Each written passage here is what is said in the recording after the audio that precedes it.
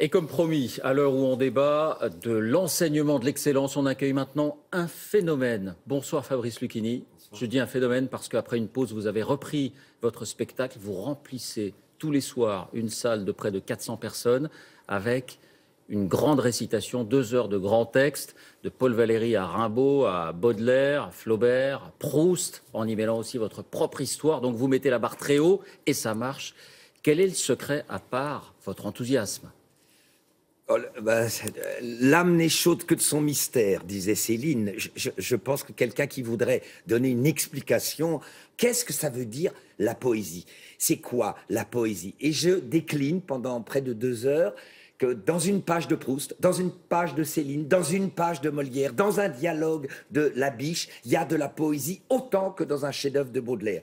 Et c'est en mettant les deux, plus ma rencontre avec ces écrivains qui m'ont structuré, que ça produit ce miracle qui est une présence par moments suspendue et par moments des hurlements de rire, parce qu'il faut reconnaître que, comme dirait Nietzsche, on ne tue pas par la colère, mais on peut tuer par le rire. Et le rire est présent. Ça n'est pas uniquement un récital poétique exalté, intériorisé. Poète, prends ton luth et me donne un baiser. Ça n'a rien à voir. C'est pas le club des poètes. C'est pas le club des poètes avec la pipe, la guitare, Guy Béard. Non, mais il faut reconnaître qu'on leur propose pendant 50 minutes une exigence hallucinante qui fait qu'on est français, c'est-à-dire le génie d'un Rimbaud. Alors, quel est le secret? C'est ce qu'on a demandé aussi à la sortie du spectacle. Extrait et commentaire.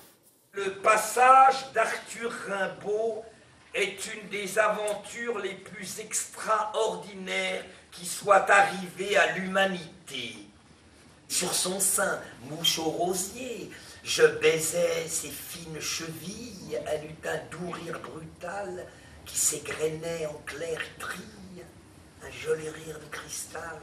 C'est des poèmes de jeune homme de 14 ans. Enfin, ceci dit, si un de vos gosses arrivait avec un poème comme ça, à l'âge de 13 ou 14 ans, je pense qu'il y aurait une valorisation narcissique assez importante. Sublime, du talent pur et puis un grand moment de bonheur. C'est toujours truculent, c'est agréable, il joue avec nous. Pour une fois, on a quelqu'un qui nous prend au sérieux et qui nous parle, qui nous nivelle pas par le bas, qui essaie plutôt de nous pousser vers le haut. Et ça, en France, c'est assez rare. Et des montagnes russes, c'est-à-dire nous emmener, nous embarquer avec Rimbaud, Céline, Proust. J'ai peut-être osé lire Genet. Grâce à lui, j'ai jamais osé. Je vais peut-être oser lire Genet. Et pourtant, Fabrice Lucchini, beaucoup de ceux qui nous regardent se posent sans doute la question. La poésie aujourd'hui, ça n'est pas incompréhensible, ça n'est pas anachronique dans cette époque. La poésie est par essence pas compréhensible par la raison.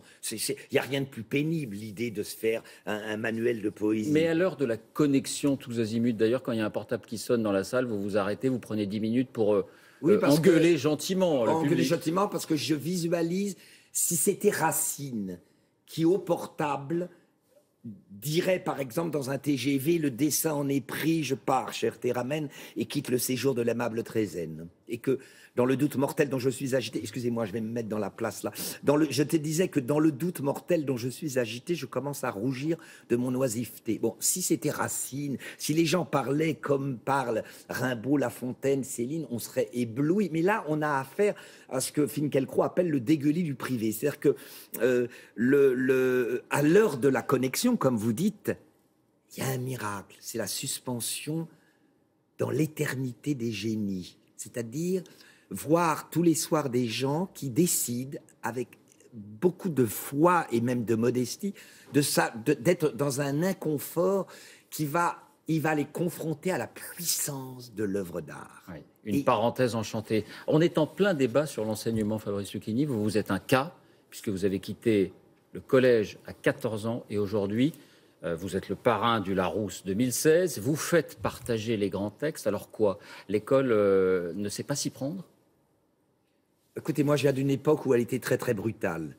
Je n'ai aucune légitimité pour oser parler de quoi que ce soit sur cette loi. Moi, elle était brutale. Le collège, je n'ai pas pu accéder, puisque à 13 ans, on nous demandait si on voulait être apprenti. Quand les gens n'étaient pas bons, ils n'allaient pas mécaniquement en 6e. Il y avait une brutalité. et qui n'était pas inintéressante, parce que l'apprentissage existait et on disait pas il est pas trop bon, on va pas corriger en rouge parce que c'est anxiogène, s'il est pas bon on va peut-être l'aider, on t'aidait pas, t'étais pas bon, on te virait, il n'y avait pas la mécanique de la 6e. Ceux qui allaient en 6e étaient les élus. Celui qui allait en 6e, il allait devenir médecin. Celui qui allait en 6e, il allait aller au baccalauréat. C'était un génie. Nous, on était on était un peu les recalés. Les pauvres. Alors, quand je pense... Alors, quelle est la question sur l'école? La question sur l'école, c'est est-ce que le latin et le grec, par exemple, ont toujours leur place? Est-ce qu'ils sont toujours utiles? Est-ce que l'excellence littéraire à l'ancienne a toujours sa place? Arthur Rimbaud était, à l'âge de 10-11 ans, premier en grec et en latin.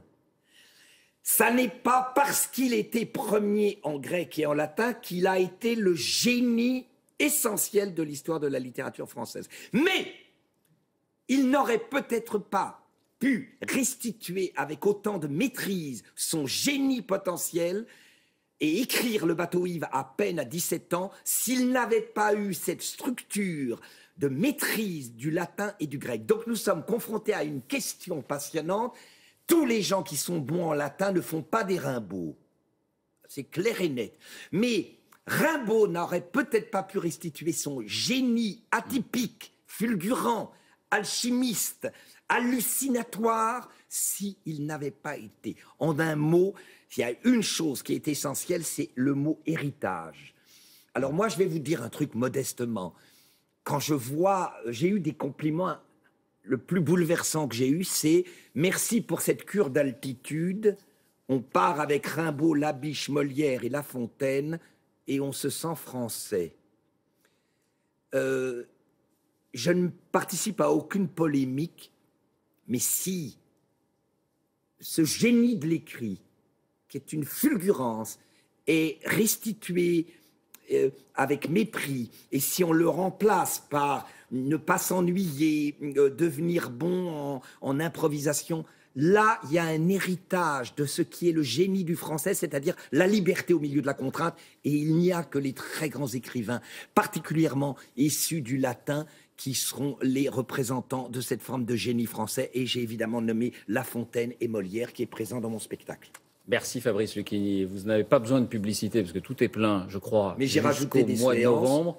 Mais je le dis quand même, c'est au Théâtre prolonge. des Mathurins, ça s'appelle Poésie avec un point d'interrogation. Merci. Merci infiniment d'avoir été avec nous. Merci infiniment.